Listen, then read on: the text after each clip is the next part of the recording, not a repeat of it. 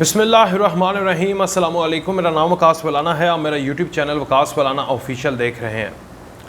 मौलाना तारिक जमील साहब के हवाले से कल से एक फ़ेक न्यूज़ सोशल मीडिया के ऊपर और यूट्यूब के ऊपर भी चल रही है, जिसमें मौलाना तारिक जमील साहब की ज़ात को लेकर इस तरह की बातें की हैं कि उनको अब मजबूरन उसके ऊपर ट्वीट करना पड़ा।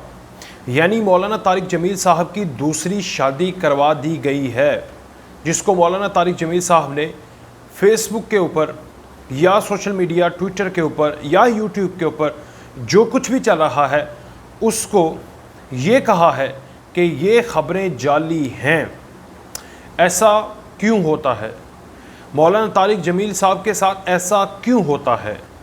इसके पहले भी मौलाना तारिक जमील साहब के हवाले से कौन कौन सी फ़ेक न्यूज़ मार्केट के अंदर आई हैं? मौलाना तारिक जमील साहब के हवाले से क्यों तनकीद होती है? ये तनकीद अवाम करती है, ये तनकीद उनके मुखालिफिन जो उनके अहले जो कुर्बत में लोग हो सकते हैं, रिश्तेदार वगैरह, वो करते हैं या कोशिश करते हैं।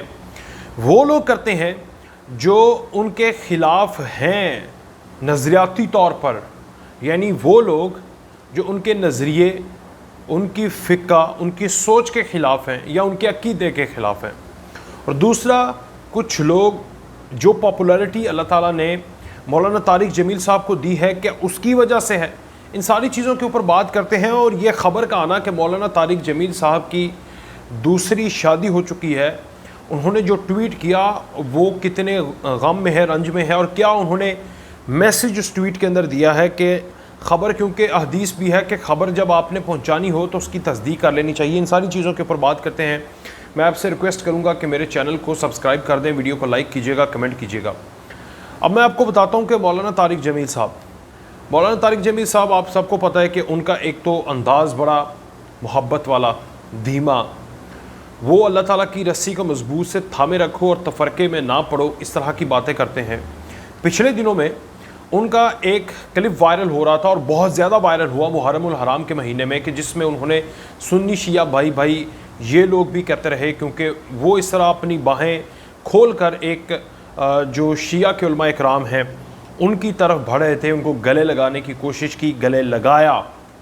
तो इस वजह से ये कि उम्मत मुसलमान के अंदर चाहे वो किसी भी फ़िरके से हो, उसमें इत्तेहाद, मोहब्बत, खुलूस और मिलकर काम करने की और उन चीज़ों के ऊपर इकट्ठा होने जिसमें हम सब कॉमन हैं, उन चीज़ों के ऊपर इकट्ठा होने की वो बात करते हैं। वो बात करते हैं, दो तरह के तरीके होते हैं अल्लाह ताला को याद करने के। एक है अल्लाह ताला के खौफ से और एक है अल्लाह ताला के मोहब्बत से। होने दोनों चाहिए, लेकिन अल्लाह की मोहब्बत ज़्यादा हो और फिर खौफ हो कि मुझसे कोई गलती ना हो जाए। ये तरीक़ेकार मौलाना तारिक जमील बताते हैं। यानी कुछ उलमा इकराम हैं, तरीक़े दोनों ठीक हैं कि अल्लाह के खौफ से, क्योंकि अल्लाह कहार भी है, जब्बार भी है, और अल्लाह रहमान और रहीम भी है। अब जो रहमान और रहीम वाली खुसूसियत है मौलाना तारिक जमील, उसके ऊपर फोकस करके बताते हैं कि वो रहमान है, रहीम है, तुम ज़मीन से लेकर आसमान तक गलतियाँ कर लो, अंबार लगा दो, समुंदर के पानी से भी ज़्यादा गलतियाँ कर दो, और एक दफ़ा कहो तौबा तो अल्लाह मुआफ़ कर देगा। ये बयान उनके यूट्यूब के ऊपर, सोशल मीडिया, उनके अपने पेज के ऊपर, हर जगह के ऊपर पड़े हुए हैं। जब वो ये बात करते हैं तो एक पेसिमिस्टिक नहीं बल्कि ऑप्टिमिस्टिक अप्रोच आती है। सो ऑप्टिमिस्टिक अप्रोच के साथ अल्लाह के दीन की तरफ लाने का काम मौलाना तारिक जमील कर रहे हैं। अब पेसिमिस्टिक, मैं उसे पेसिमिस्टिक तो नहीं कहना चाहिए, बहरहाल कुछ लोग इसको पेसिमिस्टिक वे के अंदर भी डिस्क्राइब करते हैं कि ये ना किया वो हो जाएगा, ये ना किया वो हो जाएगा। डरा के दीन की तरफ लाना, मोहब्बत दिला के, मोहब्बत दिखा के दीन की तरफ लाना, फ़र्क तो है। दीन में लाकर अगर आप डराएं कि ये अहकामात हैं और इन पर आपने अमल ना किया तो आपको सज़ा भी हो सकती है। ये काम मौलाना तारिक जमील ने, उनका एक अंदाज़ था, अंदाज़ है, और इंशाअल्लाह अल्लाह ताला उनको नज़र बद से महफूज रखे, ये अंदाज़ रहेगा भी, जिसकी वजह से उनकी पॉपुलैरिटी बहुत ज़्यादा हो गई। फिर जिसकी वजह से यहाँ पर जो उनके मुखालिफिन हैं वो उनको बहुत ज़्यादा तनकीद का निशाना बनाते हैं। आपने देखा कि दीगर उलमा इकराम उनके बयानात में से चंद टुकड़े निकाल कर جو ہے وہ ان کے اوپر تنقید کا اور ان کے عقیدے اور ان کے مذہب کے اوپر بھی تنقید کرتے ہیں۔ میں آپ کو بتا دیتا ہوں کہ مولانا طارق جمیل ایک دفعہ دعا کر رہے تھے اور انہوں نے کہا کہ اللہ اب تو آ جا۔ تو یہ ایک جذباتی کیفیت تھی کہ عصمتیں رل رہی ہیں۔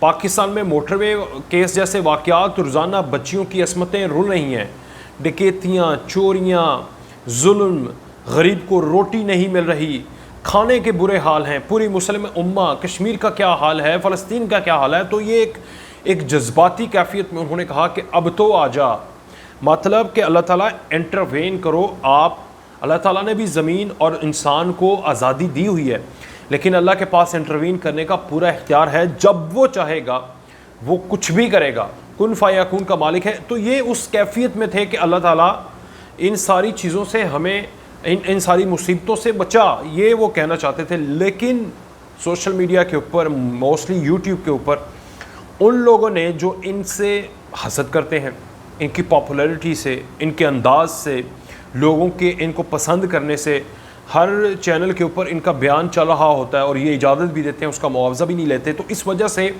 ان سے جل کے ان لوگوں نے بہت زیادہ کہا کہ یہ دیکھیں، رب کی اس حاکمیت کو اس نے دعا کے اندر چیلنج کر دیا۔ اللہ تو یہاں پر ہے، چپے چپے پر ہے، کائنات اللہ سے ہے، اللہ کائنات سے ہے، ہر چیز اس نے بنائی ہے۔ تو یہ دیکھیں، اللہ کو کہہ رہا ہے کہ جیسے اللہ کا کام کہیں اور پر بیٹھنا ہے، نعوذ باللہ، اور یہ اس کو بلا رہا ہے۔ تو یہ ایک میں آپ کو اگزامپل دے رہا ہوں کہ اس طرح لوگ ان سے جیلس ہو کے تنقید کرتے ہیں۔ لیکن یہ جب بھی کوئی معاملہ ہوتا ہے تو ان کے اوپر، مولانا طارق جمیل صاحب کے اوپر تنقید اس لیے ہوتی ہے کیونکہ وہ ہمیشہ سے ایک تو ٹاکٹیو رہے ہیں، ایک سینٹرڈ رہے ہیں۔ دوسرا ایک اور جو پوائنٹ آف ویو ہے وہ یہ ہے، ایک تو ان کی اپنی مقبولیت علماء اکرام کے اندر، اس کی وجہ سے علماء اکرام ان کے اوپر حملے کرتے ہیں، وہ اس کا میں نے آپ کو بیان بھی کر دیا۔ لیکن دوسرا، چونکہ تحریک انصاف یا مسلم لیگ نون تھی تو ان کے اوپر الزام ہے کہ جو بھی حکمران وقت ہوتا ہے یہ ان کے پاس چلے جاتے ہیں۔ اب عمران خان ہے تو اس کی انہوں نے بہت زیادہ تعریفیں بھی وزیر اعظم کی کیں۔ ایک دفعہ فنڈ جمع کر رہے تھے تو یہ وہاں پر بیٹھ کر دعا کے اندر وزیر اعظم کی تعریفیں کرتے رہے۔ صحافیوں نے ان کے اوپر تنقید کی، الٹا صحافیوں کے اوپر بھی تنقید ہوتی رہی اور ایک سکینڈل سا میں کہہ سکتا ہوں کہ وہ بن گیا۔ تو یعنی ان کے اوپر تنقید ہے کہ یہ حکمران وقت کے قریب ہوتے ہیں اور ان کے جو اپوزیشن میں ہوگی وہ بھی ان کے خلاف یہ اس طرح کے حربے استعمال کر سکتی ہے۔ یعنی یہ کوئی پہلی دفعہ نہیں ہے کہ یہ کنٹروورسی میں پڑے ہیں اور ان کو کنٹروورشل بنایا جاتا ہے، کچھ ان کے بیانات ہوتے ہیں وہ بن جاتے ہیں اور ان کی پاپولیرٹی کو کم کرنے کے لیے بھی اس طرح کی چیزیں، اور اب ان کو ایک ٹھیس پہنچانے کی کوشش کی گئی۔ اور جس کو مولانا طارق جمیل نے تو کہا کہ یہ ویور اور سبسکرائبر کی گیم تھی کہ وہ چند حاصل کر لیے جائیں۔ مولانا طارق جمیل نے جو ٹویٹ کیا کہ اس طرح کی فیک نیوز، من گھڑت جو خبریں ہیں وہ آپ پھیلا کر صرف ویوز، سبسکرائبر بڑھانے کے چکر میں کسی کی بھی ذات کی اور کسی کی بھی زندگی کو متاثر کر سکتے ہیں۔ اور واقعی ہی پاکستان کے اندر یہ اتنا عام ہے کہ عزتیں اچھالنا، محب الوطنی کے جو سرٹیفکیٹ ہیں وہ بانٹنا، غداری کے سرٹیفکیٹ بانٹنا، اور کسی بھی کی زندگی کے اندر بنا سوچے، بنا جانے، کچھ نہ علم ہوتے ہوئے انٹرفیئر کر دینا، یہ پاکستان میں بہت عام رہا ہے۔ اور مولانا طارق جمیل اور یا کوئی بھی سٹار ہو اس کے ساتھ تو بالخصوص بہت زیادہ ہوتا ہے، لیکن وہ اس کو اگنور کرتے ہیں۔ انہوں نے ٹویٹ کیا ہے، میرا یہ تھا کہ میں آپ کو ایکسپلین کر سکوں کہ وہ کون لوگ ہو سکتے ہیں، یا تو پولیٹیکل پارٹی سے یا پھر علماء اکرام سے اور یا ان کے اپنے قریبی رشتہ داروں سے بھی کوئی ہو سکتا ہے۔ بہرحال مجھے دیجیے اجازت، اللہ حافظ۔